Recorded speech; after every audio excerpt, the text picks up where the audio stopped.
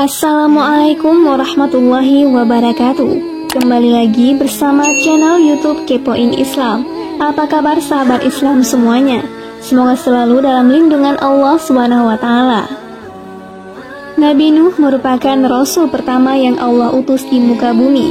Allah Subhanahu wa taala berfirman, sesungguhnya dia adalah hamba Allah yang banyak bersyukur. Quran Surah Al-Isra ayat 3. Diriwayatkan Nuh senantiasa memuji Allah atas nikmat makanan, minuman, pakaian, dan segala sesuatunya. Imam Ahmad menuturkan, Abu Usamah bercerita kepada kami, Zakaria bin Abu Zaidah Tana, dari Sa'id bin Abu Burdah, dari Anas bin Malik, ia menuturkan, Rasulullah bersabda, sungguh Allah ridha terhadap seorang hamba yang memakan suatu makanan lalu memuji Allah atas makanan itu, atau meminum suatu minuman lalu memuji Allah atas minuman itu. Hadis yang sama juga diriwayatkan Muslim, At-Tirmidzi, dan An-Nasa'i dari hadis Abu Usama. Secara lahir, syukur itulah yang menggerakkan amalan hati, lisan dan perbuatan, karena syukur harus diungkapkan secara lahir dan batin. Seperti pujangga katakan, 3 hal sebagai ungkapan rasa syukurku padamu, tangan, lisan, dan hati yang tiada terlihat. Nabi Nuh sangat gemar berpuasa. Ibnu Majah menyebutkan bab puasa Nabi Nuh.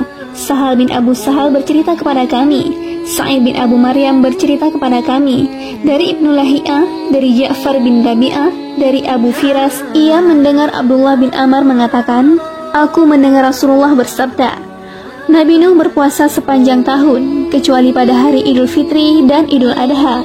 Seperti itu juga diriwayatkan Ibnu Majah dari jalur Abdullah bin Lahiyah dengan sanad dan bentuk matanya. Tabrani menuturkan, Abu Zanba Rauh bin Faraj bercerita kepada kami, Umar bin Khalid Al-Harani bercerita kepada kami, Ibnu Lahiyah bercerita kepada kami, dari Abu Qatadah, dari Yazid, dari Rabbah bin Abu Faras, ia mendengar Abdullah bin Umar mengatakan, aku mendengar Rasulullah bersabda, Nuh berpuasa sepanjang tahun, kecuali pada hari Idul Fitri dan Idul Adha. Daud berpuasa separuh tahun, dan Ibrahim berpuasa 3 hari setiap bulan. Ia berpuasa sepanjang tahun dan berbuka sepanjang tahun. Al-Hafiz Abu Ya'la menuturkan, Sufyan bin Waki bercerita kepada kami, ayahku bercerita kepada kami, dari Zam'ah bin Abu Salih, dari Salamah bin Dahran, dari Ikrimah, dari Ibnu Abbas, ia menuturkan, Rasulullah pergi untuk menunaikan ibadah haji. Saat tiba di lembah Usfan, beliau bertanya, hai Abu Bakar, lembah apa ini? Lembah Usfan, jawab Abu Bakar. Beliau kemudian bersabda, sungguh lembah ini pernah dilalui Nabi Nuh, Hud, dan Ibrahim dengan mengendarai unta jantan milik mereka. Tali kekang mereka sabut, sarung mereka mantel, dan pakaian mereka adalah kain bergaris putih hitam. Mereka berkunjung ke Baitul Atiq untuk menunaikan ibadah haji. Hadis ini gharib.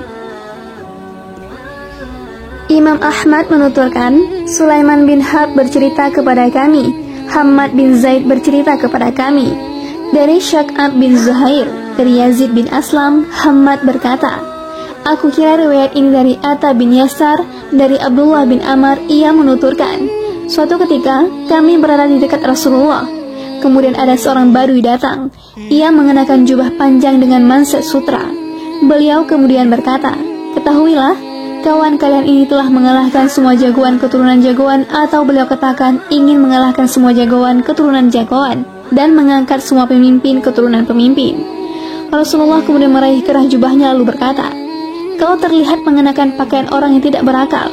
Setelah itu beliau mengatakan, menjelang kematian, Nabi Nuh berkata kepada anaknya, sungguh aku akan menyampaikan wasiat kepadamu.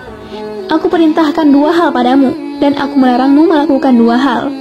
Aku memerintahkanmu untuk mengucapkan dan mengamalkan La ilaha illallah, karena andai kata 7 langit dan 7 bumi diletakkan dalam satu sisi timbangan, dan La ilaha illallah diletakkan di sisi lainnya, tentu La ilaha illallah lebih berat darinya, karena dengannya segala sesuatu terhubung. Karenanya seluruh makhluk diberi rezeki, dan aku melarangmu berbuat syirik dan sombong. Abdullah bin Amr mengatakan, aku bertanya atau beliau ditanya, wahai Rasulullah, syirik sudah kita ketahui, lalu apa itu kesombongan? Apakah jika salah seorang dari kami mengenakan 2 sandal bagus dengan 2 tali sandal bagus pula disebut sombong? Tidak, jawab beliau. Apakah jika salah seorang di antara kami mengenakan baju bagus disebut sombong? Tanya Abdullah bin Amr. Tidak, jawab beliau. Apakah jika salah seorang dari kami memiliki teman-teman untuk berkawan disebut sombong? Tanyanya kembali. Tidak, jawab beliau. Aku berkata atau dikatakan, wahai Rasulullah, lalu apa itu kesombongan? Sombong adalah menolak kebenaran dan meremehkan orang lain, jawab beliau. Sanad hadis ini sahih, hanya saja tidak ditakhrij Imam Bukhari dan Muslim. Juga diriwayatkan Abu Qasim Tabrani dari hadis Abdurrahman bin Sulaiman, dari Muhammad bin Ishaq, dari Amr bin Dinar, dari Abdullah bin Amr, Rasulullah bersabda, di antara wasiat Nuh untuk anaknya, aku wasiatkan 2 hal padamu, dan aku melarangmu melakukan 2 hal. Tabrani menyebutkan lanjutan seperti riwayat di atas.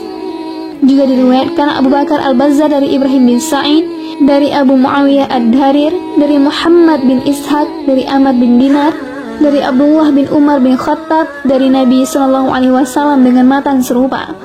Sepertinya, riwayat ini bersumber dari Abdullah bin Amr bin As, seperti yang diriwayatkan Ahmad dan Tabrani. Ahli kitab menyatakan, saat naik kapal, Nuh berusia 600 tahun. Riwayat dari Ibnu Abbas terkait hal ini sudah kami sebutkan sebelumnya. Dalam riwayat ini ditambahkan, setelah itu Nabi Nuh hidup selama 350 tahun. Pernyataan ini harus dikaji lebih dalam. Selanjutnya, jika tidak bisa disinkronkan dengan petunjuk nas Al-Quran, berarti pernyataan tersebut jelas sekali keliru. Karena nas Al-Quran menunjukkan bahwa Nuh berada di tengah-tengah kaumnya selama 1000 kurang 50 tahun. Setelah diangkat sebagai nabi dan sebelum banjir bah terjadi. Setelah itu kaum Nabi Nuh tertimpa banjir bah, dan mereka berada dalam keadaan zalim. Namun setelah itu Allah tidak menyebutkan berapa lama Nabi Nuh hidup. Jika riwayat di atas terjaga dari Ibnu Abbas, maksudnya Nabi Nuh diangkat sebagai nabi dalam usia 480 tahun, atau ia hidup selama 350 tahun setelah banjir bah terjadi. Berarti usia Nabi Nuh 1780 tahun. Terkait makam Nabi Nuh, Ibnu Jarir dan Al-Azraqi meriwayatkan dari Abdurrahman bin Sabit atau tabi'in lain secara mursal bahwa makam Nuh ada di Masjidil Haram. Riwayat ini lebih kuat dan valid dari penuturan sebagian besar kalangan ahli sejarah kontemporer yang menyebut makam Nuh berada di sebuah kawasan yang saat ini disebut Pulau Nuh. Dan di sana ada sebuah masjid jami yang didirikan karena hal tersebut. Wallahu a'lam.